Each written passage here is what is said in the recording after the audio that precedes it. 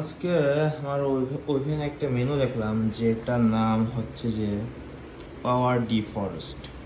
পাওয়ার defrost, হ্যাঁ পাওয়ার defrost.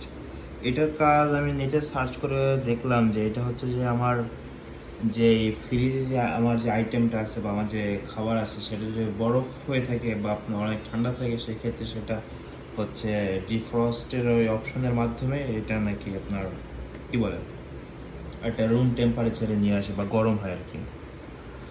তো এইটা আমি এখন আজকে ইউজ করে দেখবো এবং কেন ইউজ করব আসলে আমার খাবার বা আমার ভাত মাঝে মাঝে আমি ডিপে রেখেছি যখন আমি বাসায় একা থাকি। তো তখন আমি যখন ডিপে রেখে দিই একটা, তো খাবারটা বের করার পরে দেখি যে আপনার বিশেষ করে ভাতটাতে পানি ছেড়ে দেয়। পানি ছেড়ে দেওয়ার পরে কি অনেকটা ভাত আপনার তলায় পানি জমে যায় এবং ওই ভাতগুলো খাওয়া যায় না। তখন এই ডিফরেস্টটা ব্যবহার করে দেখবো আসলে যে ওই পানিটা জমে কিনা এবং পুরো ভাতটা খাওয়া যায় কিনা বা যাই হোক, বুঝে নেন যে আমি কি বলতে চাচ্ছি। তো চলুন ফ্রিজেতে খাবারটা বের করে আসি এবং ডিফ্রোস্ট করে দেখি।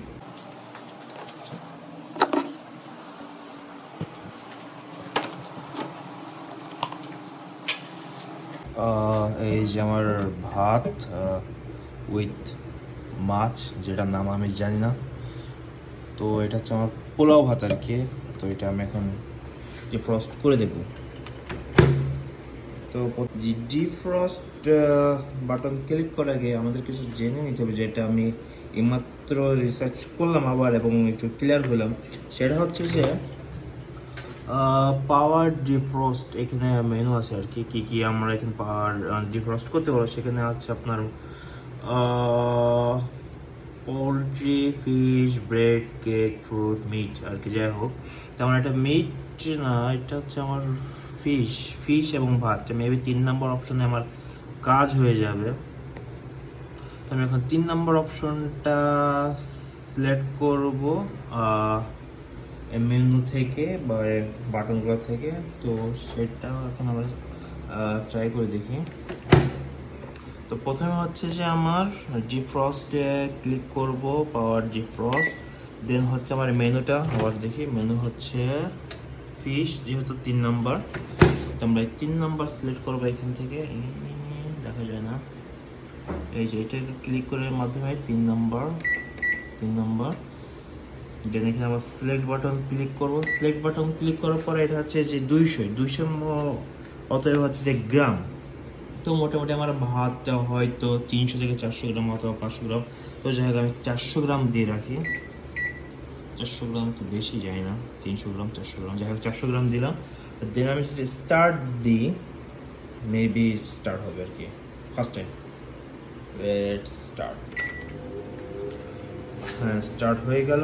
আর এইখানে যে টেম্পারেচার দেখতে পাচ্ছেন, টেম্পারেচার এবং কত মিনিট, মিনিটটা আপনার এটা অটোমেটিক্যালি সেট হয়, আপনার কোন মিনিটে সেট করেছেন এবং কত গ্রাম, এটার উপরে আপনার হচ্ছে এই টাইমটা সেট হয় অটোমেটিক্যালি। এবং টেম্পারেচার এখানে সেট হয়, যেটা আমার এখানে দেখাচ্ছে না। তো যাই হোক, এটা হচ্ছে অটোমেটিক্যালি আমার ওভেনটা নিয়ন্ত্রণ করতেছে। তো এখন 7 মিনিট। তো 7 মিনিট পরে আবার দেখা হবে। আবার টাটা। তো প্রথমবার ডিফ্রস্ট করার পরে দেখলাম যে খাবারটা বলতে স্পেশালি ভাতটা হালকা হালকা ঠান্ডা, কিন্তু আপনার মাছটা কিন্তু মোটামুটি একটা ভালো টেম্পারেচারে আসে। তো আমি সেকেন্ড টাইম আবার হচ্ছে ডিফ্রস্ট করি। তো ডিফ্রস্ট করার পর সেকেন্ড টাইম ডিফ্রস্ট করার পরে দেখলাম যে মাছটা খাওয়া উপযোগী বা সুন্দর একটা গরম হয়েছে, কিন্তু ভাতটা তখনও ঠান্ডা থাকে। তো আমি সেকেন্ড টাইম আমি থার্ড টাইমে আমি কী করি যে আপনার নর্মাল যেভাবে খাবারটা গরম করি ওইভাবে খাবারটা গরম করি। তারপরে দেখলাম যে খাবারটা গরম করার পরে মাছটা তো খুব খুব সুন্দর গরম হয়েছে, প্লাস ভাতটাও খুব সুন্দর গরম হয়েছে।